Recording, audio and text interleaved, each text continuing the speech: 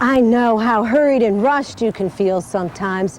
It seems like so many of us have such busy lives. Well, today I have some wonderful plants that suit your lifestyle. And if you stick around, I'll show them to you in just a minute.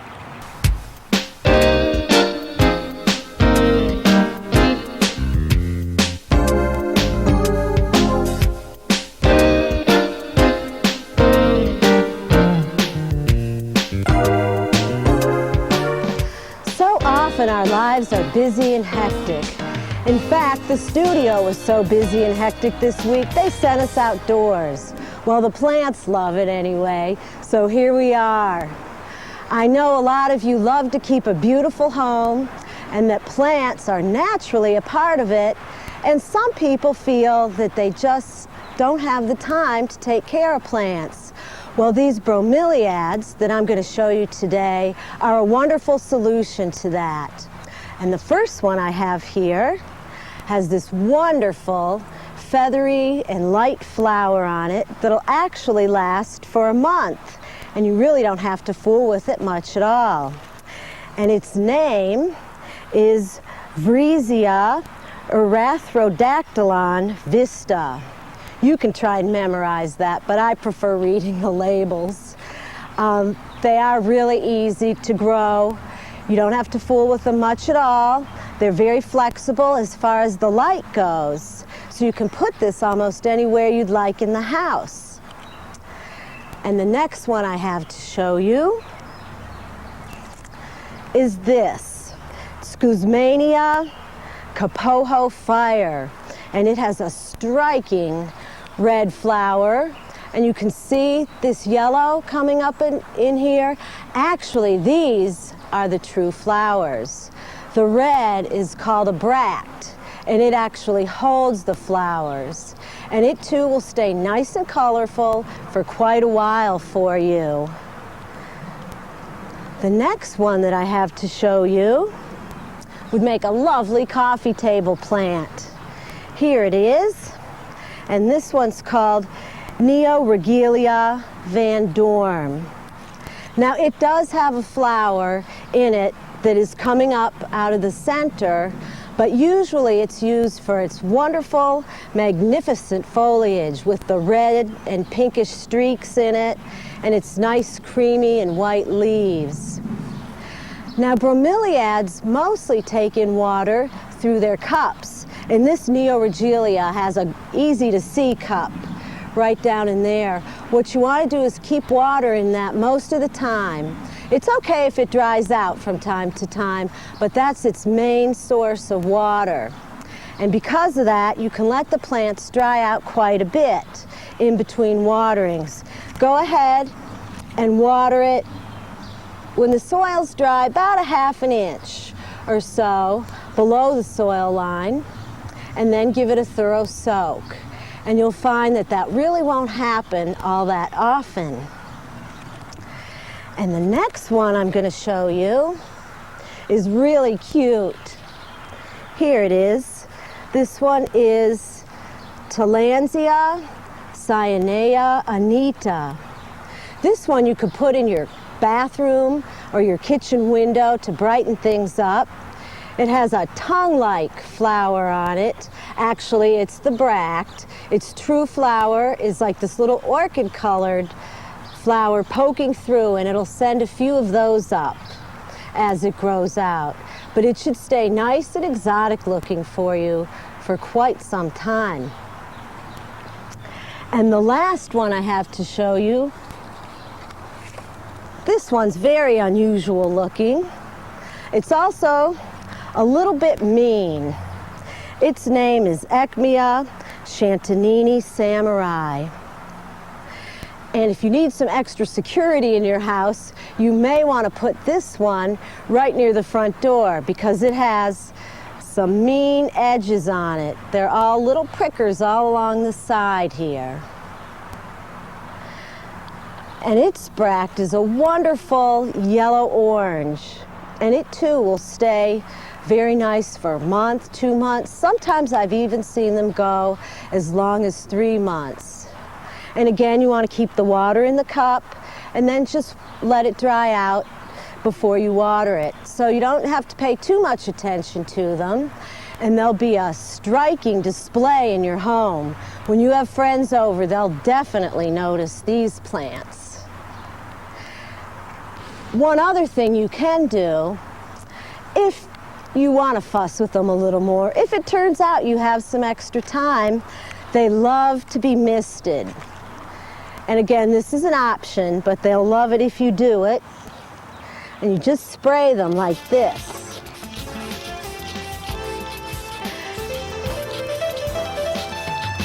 Oh, and I just remembered, Wally Reed's going to join us from the Botanic Garden, and he's going to show us something very interesting that we can do with these bromeliads.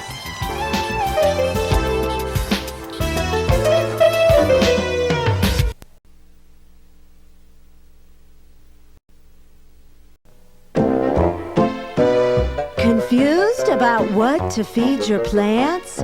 Should you feed them fertilizer or plant food? Well, did you know that both plant food and fertilizer will give your plants the nutrients they crave? Here, look closely at the label.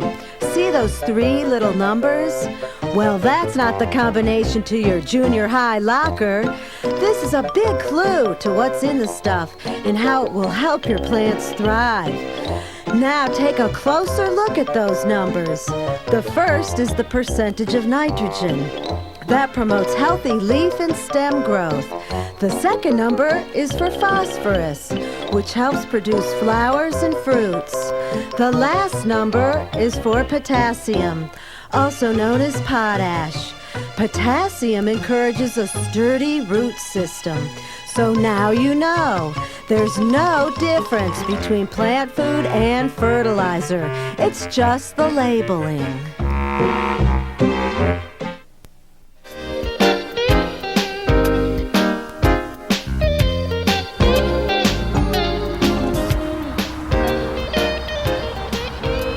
Hi, Wally. Hi, Liz. How are you today? I'm fine. Just like I said, Wally Reed from the Botanic Garden is here, and he's going to show us something very interesting about bromeliads. So what have you got here, Wally? Well, what we're going to do today, Liz, is mount a tillandsia on a piece of bark. These tillandsias are epiphytic orchids, epiphytic bromeliads from the rainforest, and they normally attach themselves to a tree bark or branch or stem. Right, now what is an epiphyte? An epiphyte is a plant that grows upon another plant for support, but does not take minerals and nutrients from that plant. Now, the epiphytes compete for light and air, but they don't actually enter the vascular system of the other plant. Right, and bromeliads are definitely an epiphyte. Yes, they are. There are some terrestrial bromeliads, and those would live on the ground floor or the ground of the rainforest. But the tillandsias here are epiphytic and would definitely live up in the canopy. Okay. So what the first step, actually, I've already started, is to, I've chosen a piece of cork bark today just because that's a little bit more of a natural setting for this tillandsia. That's true. This is just like it is growing on trees, as though it would in the rainforest. Absolutely. What I've done is I've attached some sphagnum moss to the bark with some nylon fish line, basically. The reason we use fish line, it's strong, it's invisible, and once the plant attaches itself with its anchoring roots to the bark, you can cut the string and never even know that it's there. So like I said, the first step is actually choosing your bark, and I'm going to mount this sort of on an angle just to give it a little asymmetrical look. Okay. And I've already attached the sphagnum moss to the bark, and I am going to need a little assistance here, Liz. Sure, so, I'd be glad to help you out. Usually on these small ones, it's just a matter of removing the plant from the small pot and picking a spot, and I've sort of located at the bottom portion of this. And what you do is just lay that tillandsia. Let me turn it around a little bit so it grows away. What I don't want it to do is actually grow into the bark. What I want it to do is begin to grow away from the bark. Okay, that'll be pretty. So what we'll do is we start with mounting it on the sphagnum moss. Now what I want to do is cover this medium here with the moss, and actually this epiphyte we won't have to water in the traditional watering way. I'll show you at the end, or tell you at the end how we're going to water this. So what you want to do is cover that medium with a handful of moss. And neatness really doesn't count here. It's more important to get the root ball of that plant covered. If you would, why don't you sort of hold this up and also hold your hand there. Right on the root ball. Right, I've got the moss around the root ball, and like I said, I've already started the nylon line, and what I'm just going to do here now is make a couple more passes over the root ball with this nylon fishing line, keeping it taut. And like I said, that's another reason we use this is because it's very strong, and you can get a little extra pull on it just to hold that plant onto the bark. It already feels pretty sturdy on there, but we want to make sure it's not going to fall off when we have it hung up. That's right, and this is one of those plants that is traditionally not grown in a pot. This is actually a wall hanging, for lack of a better term. Now, all the ones I showed today were in pots, and it's fine for them to live in there. Oh. However, this is closer to their natural environment. Right, and remember, like I said, there are some bromeliads that are terrestrial that would normally grow in pots or in the ground. This particular one will spend most of its time attached to a tree somewhere or a branch or something like that. After you've made a couple of passes on this, just go ahead and tie it off.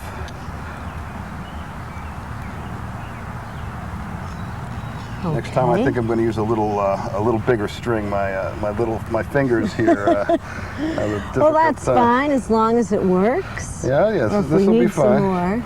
Yeah, this is a good arts and crafts project too. If you enjoy doing that, you can combine your love of plants and your arts and crafts. Absolutely. Okay, after you get it tied off, what you can do is go ahead and water that plant, and it's firmly attached. What I like to do sometimes is add a little hook or a nail in the back here, and you can hang it on the wall. It's always important to mist these plants, and this is how they actually would collect their rain in the rainforest. If you notice, the water is channeling down into the crown of that plant as I water it over the top. That's right, they do like to collect water in the cup. Right, and tillandsias don't exactly have the same cup as a bromeliad, but the water does channel down in there. And once you get it nice and moist, you can just kind of let it drain a little bit, and when it came out pretty good. Go ahead. There we go. Oh, it's lovely. That's what you can hang it on your wall, and then you can even put it in the tub. Well, that's what I find. The easiest way to water these is it's a little difficult in your living room to use a spritzer bottle. So if you hang it on the wall, you can take it once a week or so, take it in the shower, go ahead and douse it good, let it drain, and then hang it right back up again. And it's actually living art on your wall. And I see you have another tillandsia here. Well, I brought this one along just to kind of show you. This one is another tillandsia. Its common name here is Spanish moss. This is what I call the ultimate epiphytic plant. It absorbs all its nutrients and moisture right through its outer layers. And a lot of times what I'll do is after I mount this, I'll just add a little Spanish moss, number one, to cover my string so you can't see it. And the silver color is just really a nice accent, especially it really is. Against the silver bark and also against the Spanish moss as well as the purple flower. This is our finished product here. This plant will probably live on here for 3 or 4 years before you would have to ever do it again. And to do it again, all I always do is just add a little bit more moss to the outside, add a little bit more string, mount it on a bigger piece of bark, and you really can grow these plants to a large size. Well, that is really lovely, and I'm sure some of our viewers are going to want to try this themselves. This is a good, like you said, good arts and craft project, good project for a rainy day if you don't have much to do. And in the Washington, D.C. area here, these make great plants that can live outside from May to October. That's true. That's true. You can enjoy them on your porch as long as they don't get too much direct sun outside. Right. The other thing, this plant is relatively insect-free. Occasionally we'll get scale, but scale you can usually wash off with high-pressure water and have no problems with insects at all. Well, that's great. Well, thanks a lot for showing us that, Wally. Well, I've got to get going because I see the letter carrier is coming. So thanks again. Okay, Liz, I'll see you. Oh, I see the mail did come. Great. Well, let's see what I've got here today. Looks like I've got a letter to the indoor garden and a notice from the United States Postal Service. Also, I've won $713,000 in the sweepstakes. That's great. And another letter to the indoor garden. And I've got my gardening magazine. That's really good. Well, let me read these letters to you. The first one here says, Dear Liz, good show. Like to watch it. Your show that I saw last week featured a woman bringing in a black philodendron to be treated. Could you tell me where you can purchase such a plant? Thank you. And that's from Dorothy Rankin in Baltimore, Maryland. Well, Dorothy, what you saw was a black cardinal philodendron. And if you go to your florist or garden center, if they don't have one, they could probably order one for you. The other thing you can do, if you can't find one, is check out the gardening magazine, or any of them, actually. If you look in the back, in the classifieds, there's usually several places where you can purchase plants, and you may want to check that out. That's also a great way to get some interesting bromeliads, too. And here's my next letter. Dear Liz, I'm writing to say that I love your show, The Indoor Garden. It's informative, interesting, and actually rather soothing to watch and listen to in the middle of my busy day. Well, thanks a lot. And this is from Doug in Arlington, Virginia. And he also says, if you could send me some info on how to keep an indoor orange tree healthy, I would appreciate it. Thanks. Well, this is what you do with an orange tree. Give it as much sun as you can, and water the plant when the top of the soil feels dry. Give it a thorough soak, and you can fertilize it regularly too, which will help it produce some wonderful white blossoms in the fall, and later some oranges that you can eat. So good luck with that, Doug. Well, as you can see, I'm no longer in the backyard. I'm here at the US Botanic Garden. It's right next to the Capitol in Washington, D.C. And I'm going to join Wally now so we can show you some more bromeliads. Oh, Wally, it's so wonderful to be here at the Bromeliad house. Hi, Liz. Good to see you again. And you too. And this is a wonderful bromeliad you're working on here. Yeah, this is a Varesia here. And if you look inside, you can see why a lot of these are called tank bromeliads, is they actually hold water inside. And this plant will self-water itself as well as self-feed. Oh, that's great. And people can get a real good look at how they actually do hold the water in their cups. Yeah, when the rain falls in the rainforest, these cups will fill naturally, and then as the plant needs water more during the growing season, less during the dormant season, it'll use what it needs. There's a few other bromeliads in this house that people could grow at home. Want me to show you some of them? Yes, I do. Okay. There's a guzmania right over here. This is a relatively easy one to grow in the house. It's got that nice magenta flower. Again, it's sort of a tank bromeliad. You can self-water it. And it also does self-feed itself the same way. Or just by putting the water down through that center cup. Right, and most of these plants would be either terrestrial or epiphytic, and what you'd have to do is grow them in a pot with a mix that's very porous so the water will kind of pour through. The worst thing for bromeliads in the home is to pot in a waterlogged mix. They don't survive very well. Right, they don't like to sit wet. No. And most plants don't either. That's true. A couple others. Actually, this tree is very interesting. That's a fascinating tree. Yeah, this is a ficus tree. You'd find these growing in the rainforest, and what we've done here is to try to show you how they actually would attach themselves to the trees. Oh, look at that, all the little tillandsias up in there. And some, I think those are guzmanias also you've got up in there. You also see some Spanish moss, and not all bromeliads are epiphytes. You even find some ferns that are epiphytic, and That's true. we've attached one to the trunk here to give you that idea. Well, you don't want to try this at home, I don't think, unless you can get your floor all wet, huh? Well, unless you have a brick floor, I don't think this tree would do very well in the standard living room. Right, but that is how they grow in nature. That's how you'd find them. And most bromeliads are epiphytic, like I said, and grow at the very, very top of the canopy of the rainforest. We've got another good example over here. This is another acmea. It's in bloom. And this acmea has attached itself to this taxus trunk. And if you look very closely here, you can actually see a pup. Oh, look at right that. Here. And it's got its roots. It's got its roots already, and this particular one is about ready to propagate, which we'll discuss a little bit later. Right. Yep, all the plants get baby plants on them, which are known as pups or offshoots. And you can propagate them. Like Wally said, we'll show you how to do that shortly. And just a little demonstration here is this one has already filled itself with water.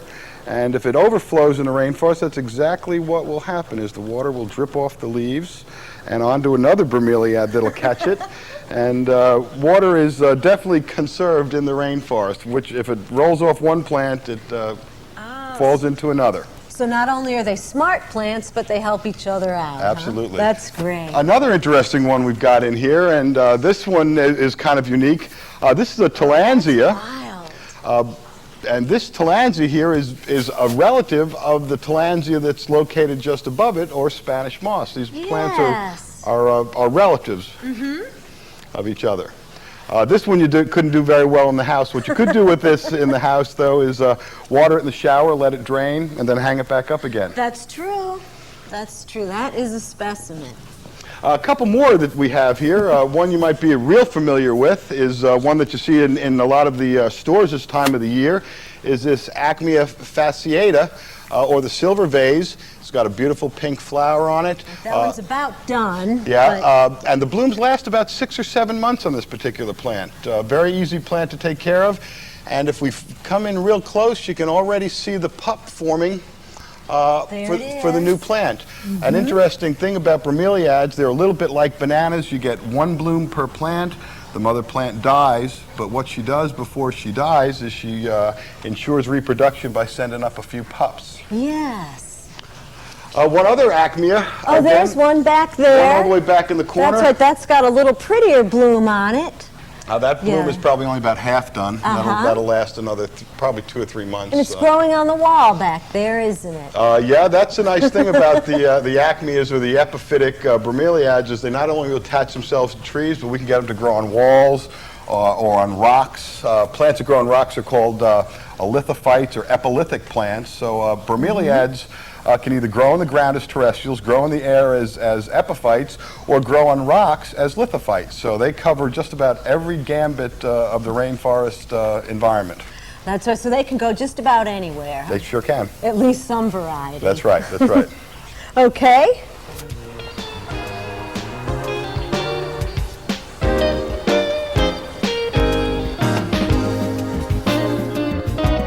Not all bromeliads are known for their pretty flowers, Liz. That's some of them, true. some are also known for their wonderful, beautiful foliage. This Neoregelia here has a red tint as well as cream-colored stripes running down it. Lovely. So that can also be used as a foliage accent in your house. One of my favorite ones that has a great common name is this Neoregelia spectabilis, also called the painted fingernail plant.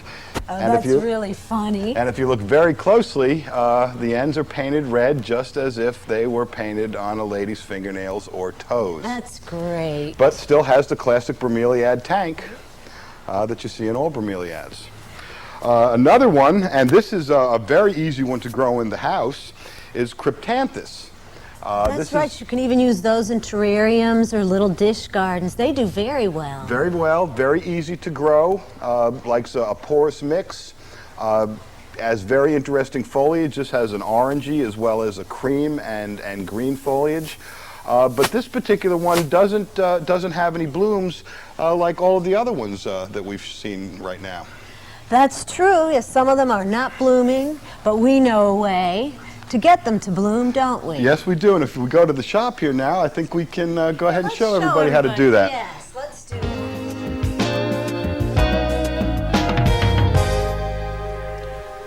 Okay, I have a Guzmania pup here. It's almost a year old. It's not quite ready to bloom, but you can show us what to do to make them bloom when they're old enough and still not blooming. Right, if you've got a bromelia that you've had around the house for a year and a half, maybe 2 years, it hasn't begun to bloom, there is a trick that you can use to get it to bloom. And what we're going to do is give this plant an ethylene gas treatment. Ethylene gas can easily be produced by rotting fruit or decomposing fruit, and in this particular case, we're going to use an apple. That works. A plastic bag and the Guzmania that you have. What you want to do is fill the bag with air, and that's relatively easy. You put the Guzmania inside the bag. Slip it right in there. Slip it right in there, and take your apple, and I like to cut mine up because it produces just a little bit more ethylene with more of the fruit exposed to the air. A good sized apple will give you 6 or 8 pieces. And just go ahead and chop it up inside. And then as they rot, the gas gets released. The gas is formed as the decomposition begins. So what you want to do is get a little air in here, and if you need to, you can blow it up a little bit, like a little balloon. Go ahead and either tie it off with a twist-em. Today we'll just go ahead and knot the top. The gas treatment should last somewhere between 48 and 72 hours, and you can leave the plant in its normal place. If you leave it in bright sunlight, the ethylene gas is going to be formed a little bit more quickly. If it's in an area of not so much light, it will produce a little bit slowly. But again, 48 to 72 hours. That gas triggers the flowering process, and a short time after this, 3, 4, 5 weeks, you should actually begin to see the blooming process. After the 72 hours, of course, you want to take the bag off and throw the fruit away, right, and go ahead and give the plant its normal light and water and everything. Right, it's normal care after that. The ethylene process should go ahead and begin the flowering for you. Great. And just one other thing real quick I wanted to show you. Some of you may have a bromeliad in your house and not even know it. And what's that, Wally? Is our pineapple. This is the most common bromeliad, and this is one of the bromeliads that actually produces a fruit that we can eat. So bromeliads are not only pretty to look at, but they also are a food for indigenous people in the rainforest. Yeah.